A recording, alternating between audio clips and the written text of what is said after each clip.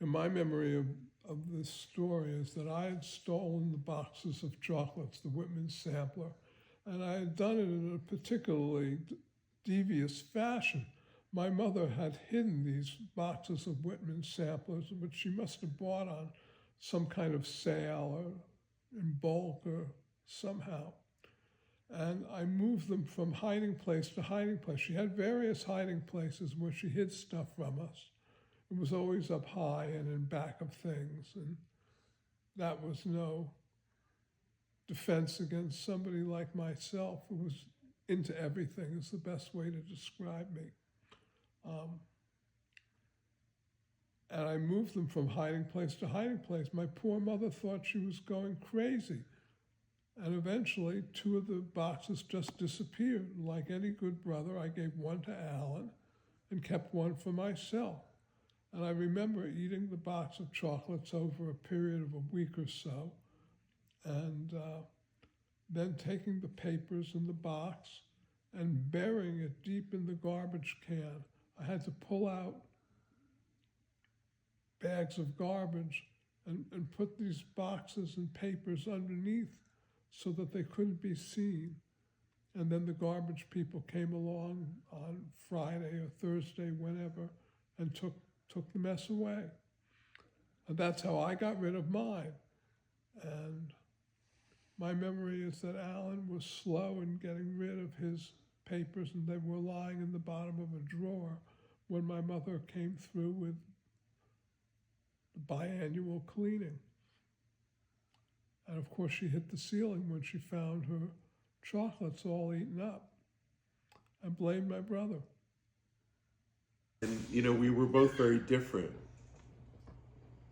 And as far as, I always got the feeling that as far as he was concerned, I thought, I never thought about any consequences to my actions. I just did stuff. I did stuff. I just did stuff, and I let the chips fall their may.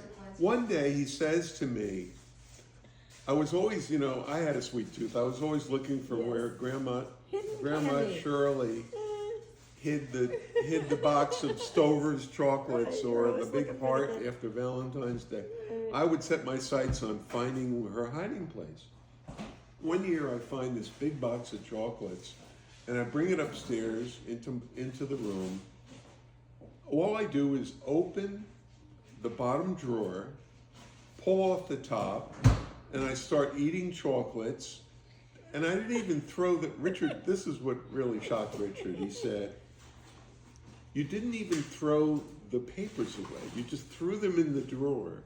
And you left the heart-shaped box open with just, remaining chocolates and all the papers strewn about. He said it was like you were inviting Mom when she came up with your laundry to just find what you had done. And he said to me, I could never understand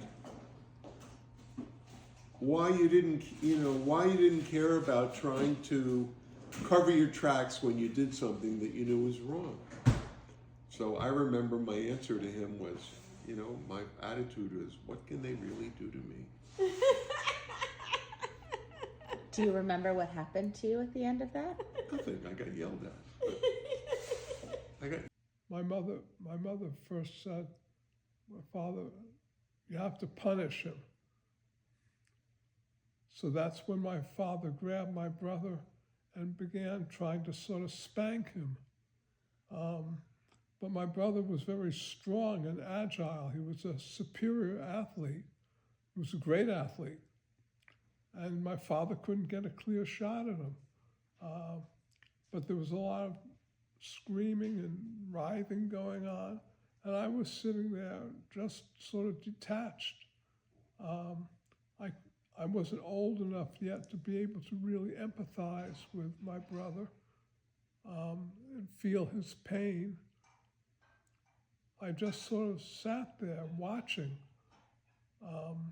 thinking that I'm going to be next, as I would be if there were justice in this world. And fortunately for me at that time, there was not.